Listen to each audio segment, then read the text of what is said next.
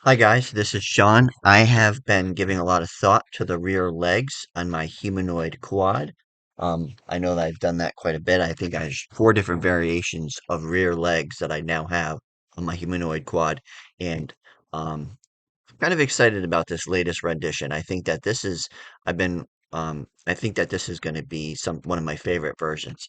What I've got going on here is I wanted to get the leg length on the rear of the quad to be closer to the leg length on the front of the quad. Of course, the front of the quad has humanoid arms, and arms are typically a lot shorter than the humanoid legs. So what I did is I've sort of juggled the bone length a little bit back and forth on a couple different variations of rear legs that I've worked on, and I didn't care for the fact that the quad the rear leg's femur was shorter than a human femur.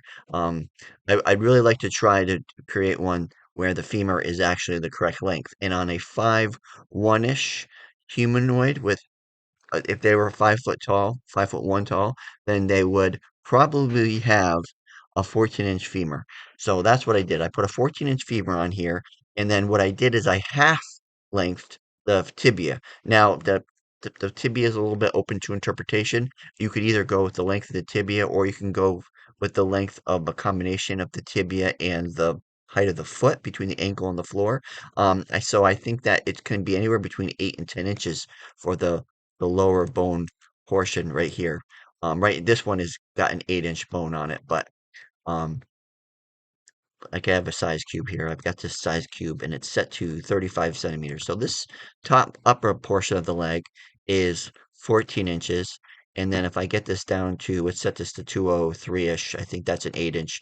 I have an 8-inch lower bone here. And that could go as high as 25 centimeters, 10 inches, depending on your interpretation of the human leg, whether you want to include the height of the foot or you don't want to include the height of the foot.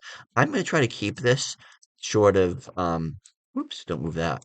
I'm going to keep this lower bone kind of, I'd like to keep it 8 inches if I can. I'd like that to see that about as short as possible. But I'd like to see it half the length of the tibia, and then I will fill in the rest of the tibia with augmented reality and some of the other examples you've seen in some of my other videos. So this could be a three-axis leg, like the other three-axis legs that I've used. It could have a two axis hip joint, and then it could have uh, an axis on the knee down here. Or another variation I at least want to consider, since I have a lot more room to work with inside this 14-inch femur, is I'm looking at putting another axis. You see this split right here? You see this split in the femur? I want to put a fourth axis on this leg that's halfway down. It's about 7 inches down. It's a half length pivot here. And I will put a Y axis pivot. And if throw this in pose mode, I'll show you how it moves. This would go back and forth like that, or um,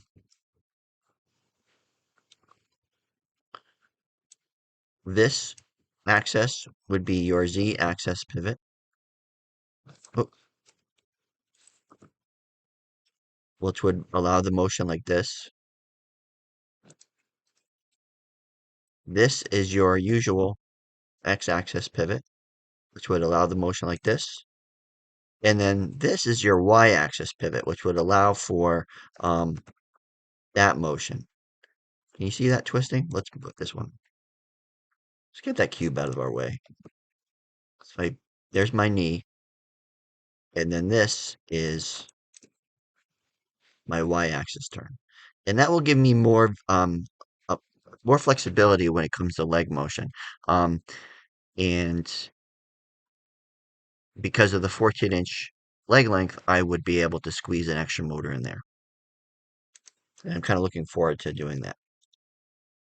So let's get rid of these and take a closer look at how I can squeeze the motors in.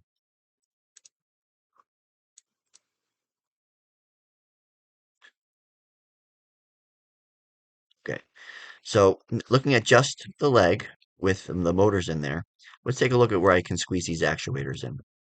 We've seen this before here at the top. We have my x-axis motor is going to drive um, the pinion to the drive, and then this would be another this what do they call that? They call that composite gear, compound gear, and that would drive my belt up here, and this would be a total of 7x with my x-axis. And then this is the new portion right here we got to take a look at. This is the y-axis pivot. Um, if I take away this, we can kind of see that um, I've got this post, this 32 millimeter post down here, and I got a bevel gear on there. If I jump into pose mode here and I turn that y-axis, we'll actually get a little shot. You can see how as I drive this y-axis motor will drive this pinion gear, will drive this drive gear, and it'll turn this bevel gear or miter. Is it this bevel gear right here? Oh, don't do that.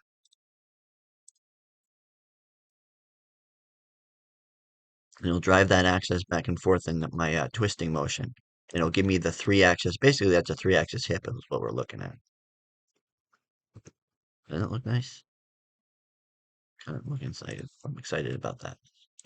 If we pull out the upper leg, you can see I got these bearings will come in from Servo City.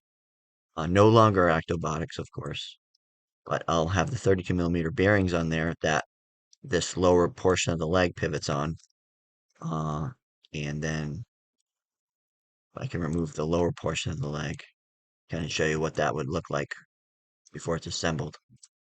And then this knee would get actuated with this motor down here inside of the lower leg. And we could bend that up like that. It'll twist, and this will go in this axis. And I don't have an actuator in this illustration for the z-axis, but it'll turn like that. And that, oh, look at that, we got a little problem. But that is the new leg I'm looking at in a 3 and 4 axis variation.